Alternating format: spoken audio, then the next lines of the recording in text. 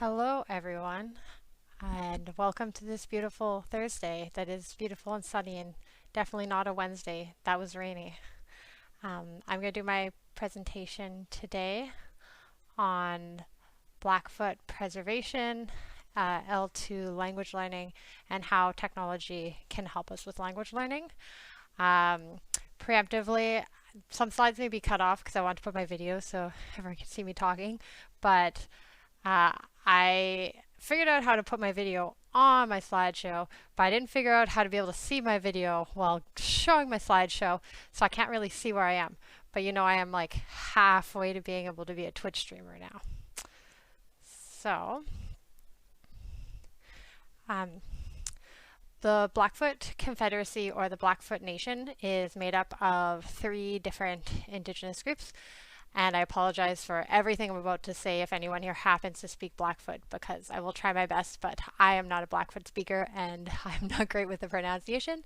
So they are the Kainai, the Pikan, and the Sika. And these 3 groups are all part of the Blackfoot Confederacy because they all speak a dialect of Blackfoot. They call themselves the Niksitapi, meaning the real people, or they call themselves the Siksikapi, which means the Blackfoot speaking real people. The first one is just a general term for all indigenous peoples. In the 2016 census, they found that 22,490 individuals in Canada identify as having Blackfoot ancestry, and some of the bigger cultural elements of Blackfoot are that they are Plains people. So I guess a way I can define that is if you think of all those old Western cowboy films and a lot of what hopefully not so much modern, but some of the past pop culture references to Indigenous communities heavily feature Plains cultures. So the headdresses, the teepees, or as here we see, they're called siksikas, and things like Head Smashed in Buffalo Jump, which is a big heritage cultural site in Alberta, and just using all different parts of the bison, and the bison being a very important part of their culture. So the Blackfoot traditional territory ranges from the south of Alberta and Saskatchewan into the north of Montana. It's basically bordered by the Rocky Mountains on one side and the Great Sand Hills in Saskatchewan on the other side. And this map right now is currently a work in progress. It's actually really cool. So as Indigenous peoples are learning about what land was stolen from them and where their traditional lands really were, this link here, and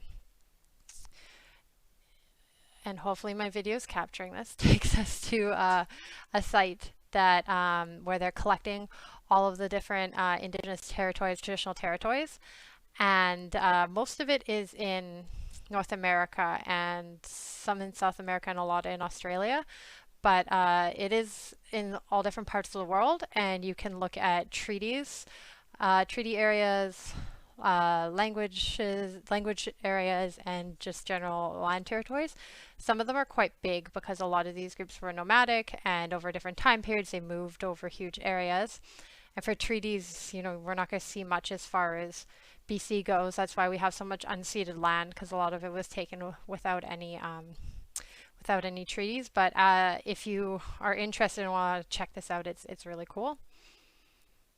So then I'll go back. So a little bit about the Blackfoot language. It's one of the Algonquin languages, or part of the Algonquin language family. All of these languages span from central all the way over to eastern Canada. Most of them a lot of them are around the Great Lakes region, and at least 31 different Indigenous groups form the Algonquin language family. I say at least 31 because they do some things like saying Blackfoot is one language when really it's three different peoples. So there's at least. And from that same census in 2016, they found that 5,565 individuals identify as Blackfoot speakers, which, thinking about the 22,000 that were are people that had Blackfoot ancestry, that's not that many people. And then that's why Blackfoot is identified as an endangered language, and it needs to be preserved and protected. So some of the ways they are doing this is through Blackfoot immersion and several different language programs, including the one that we're working on at SFU right now, with ROSIE Lab and with Indigenous Studies with Dr. Eldon Yellowhorn.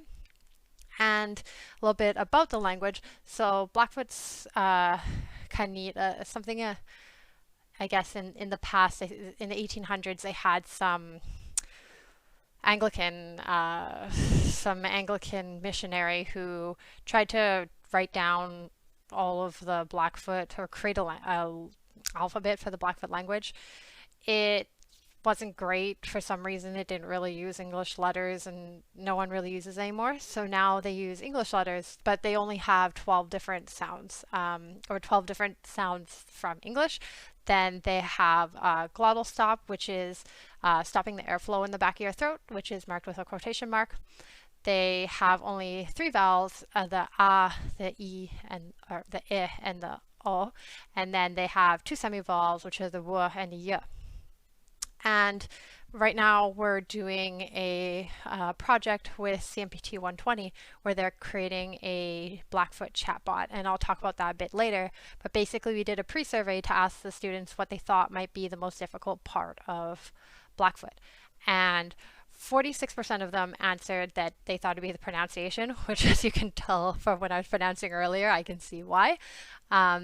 They also said, or the rest all said vocabulary, syntax, or grammar, and each of those had about 14 to 16%, with the rest all saying, I have no clue. And down at the bottom here, the Canadian Encyclopedia is where I got most of this information from. You can also go to the language section there in the Blackfoot page, and there's some recordings from Dr. Yellowhorn reading different number counts, which is really neat. And then here is an Oculus game made in VR. So if you go to these slides I'll post and you look in my notes, there's a bigger note about this Oculus game. But basically it was created from 2 groups out of Calgary, Mammoth, who's creating VR, and the Urban Society for Aboriginal Youth. And it's based on Thunder, which is a graphic novel of a traditional story. And they basically made it into a really cool VR game. So I'll show a quick clip from that. Again, I hope you're getting my audio. I'll check.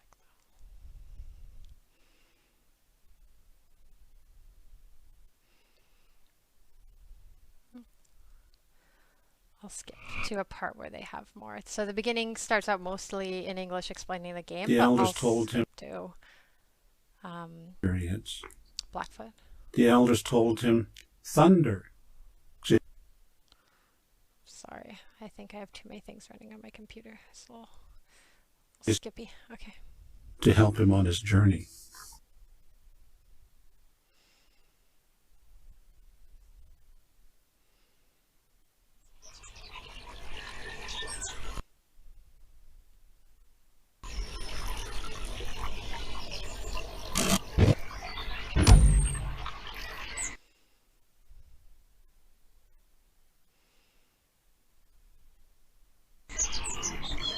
The elder told a man, first shoot a ptuk.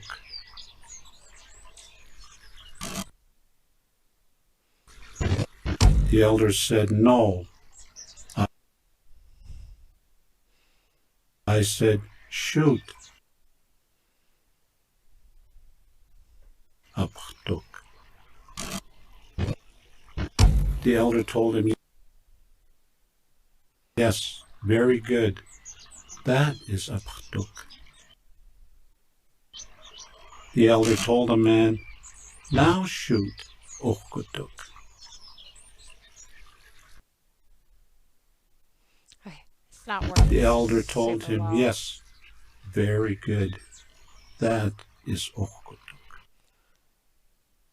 It's too much for my my baby laptop. So, but yeah, you can go through and they have a whole little gameplay demo there, and it's pretty neat. So then I'm going to move on to a little bit of language 2 acquisition and learning just in general, but also some of the reasons why Blackfoot preservation is particularly difficult.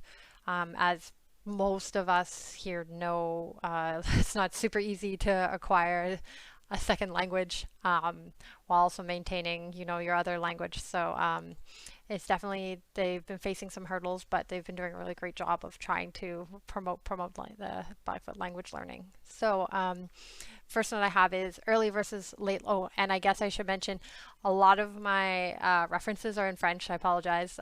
Most of my linguistics background is in French, but some of these are in English. So early versus late language learning.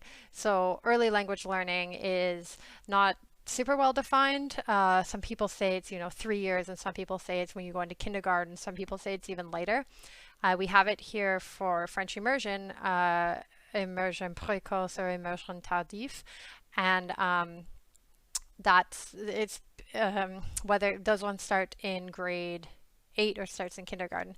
So basically, it's quite well known that basically the earliest that you can start learning a language, that's the best. And here you can see in my photo, this is a Head Start kit from the Pagan Institute, and that's the Institute for Blackfoot Learning, and it's for children under 5 to help start their language learning before they start the immersion program. And it's really important that children are getting this influence at home with their parents. So a big part of what makes language learning successful is that the parents support the language learning. And there's two main techniques. One parent, one language, where each parent, if the family's bilingual, speaks just that one language, the child, and one parent, two language, where both parents can speak both languages and they speak a mix to the children. Both are effective methods, but and it can be any mix in between. Really, the only ineffective method is to not be supporting your child in their language learning. And that tends to be the biggest problem with immersion-based learning. Is they actually did some studies where they were unsure about students who have language or just learning difficulties in general. They wanted to see if having their education in their second language while learning a second language at the same time would be detrimental to them. And they found that yes, these students were behind their peers, but not more so than students with the same learning difficulties were in first language learning. So they not only are basically on par of where they would be if they were in their first language, but they are learning a second language. So really, it's really important that it's mostly important that these students have motivation and support in learning these languages. That's what's going to be the number one thing that's going to make children succeed in an immersion-based learning system. So this last note here, I have motivation and investment. And it's really important that students are both motivated and invested in what they're learning. This paper that I have here is really interesting. It's not on so much childhood learning, more so adult learning in immigrant communities. And they talk about how people can be highly motivated to learn a language, but not invested in learning the language for different reasons. They can face in the classroom, sexism, racism, difficulty in cultural immersion, difficulty in, it's just not a learning mechanism that suits you. So it's important that you are comfortable in what you're learning and you're motivated to do it. So one of the ways to do this is using technology. So this link here takes you to this actually really great, it's a whole journal on language learning with technology. And there's a big focus on video games and learning tools, both video games and learning tools.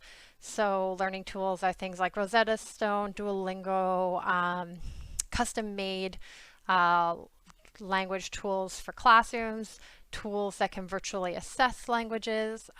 More recently, things like podcasts, which is pretty cool. Films, and then for video games, they've been looking at video games since all the way, back in the 90s. There's tons of studies. I just put some more recent ones here, but they did a study of 60 different they looked at 60 different studies using video games in the classroom, and they were not just for language learning, they were for all different types of learning. And they found that although video games are an effective tool for teaching all the different subjects, they were particularly effective for teaching language learning because they contributed to both, fun and motivation factors, and it made children more engaged with what they were doing. Part of why games are really great is because they can make repetition fun. And if you know anything about or read any papers about language acquisition for L1 language acquisition being the first language that the child learns, even if it's their only language, when you're a baby, repetition and imitation are both really important. So imitating their parents repeating after them repeating what their parents are saying.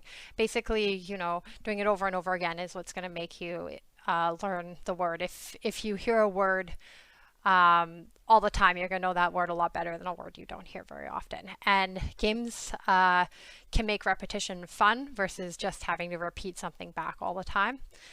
And thinking about, what's repetitive, being in first year university and trying to debug your first chatbot.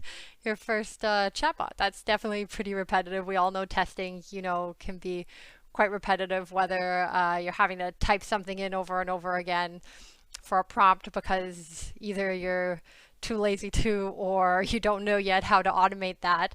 And especially with the chatbot, because it's integrating audio components, so you also have to listen to make sure that you understand what you're typing is the same thing that's being pronounced. So if there's differences between the typing and the pronunciation, you have to be able to be sure that what you're typing is the same thing that it's pronouncing.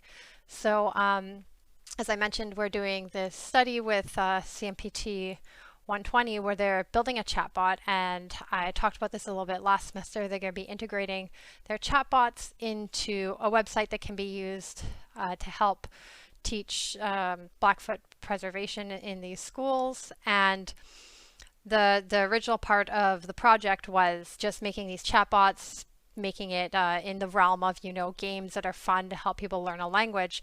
But I was interested in, well, sure, yeah, all these kids can play the chatbot, but are we learning anything from when we're building the chatbot? Because I thought about, when I built one of my first C++ projects, and I just had to check what students were in, the international and domestic students, and I had to type the same name over and over again.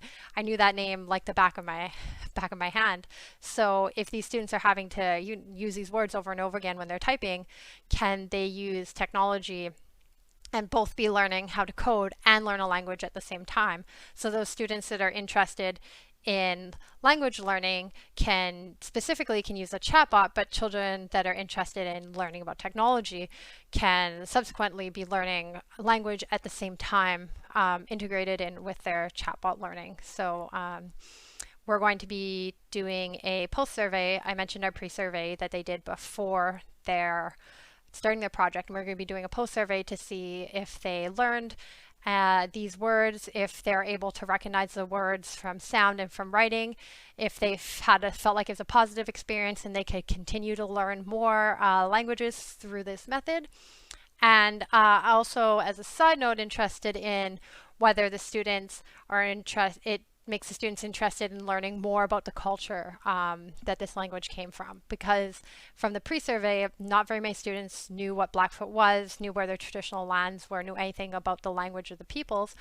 So does building this chatbot make you more interested in learning about that? And would you like to have cultural elements incorporated into learning this chatbot? So that's a bit about this project, a bit about language acquisition, about Blackfoot culture, a bit about a lot of things. So if you have any questions, feel free to message me. I love to talk about language learning, L1 and L2 acquisition, and just about Indigenous communities in general. So you can let me know if you have any questions. Let me know if you think that someone can learn a language just by doing code, or not a computer language though. But yeah, so let me know, and I hope you guys enjoyed my presentation. Here's some references. Again, some of them are in French, but I think most of them are in English. So I hope you guys all have an awesome day and enjoy the next presentation.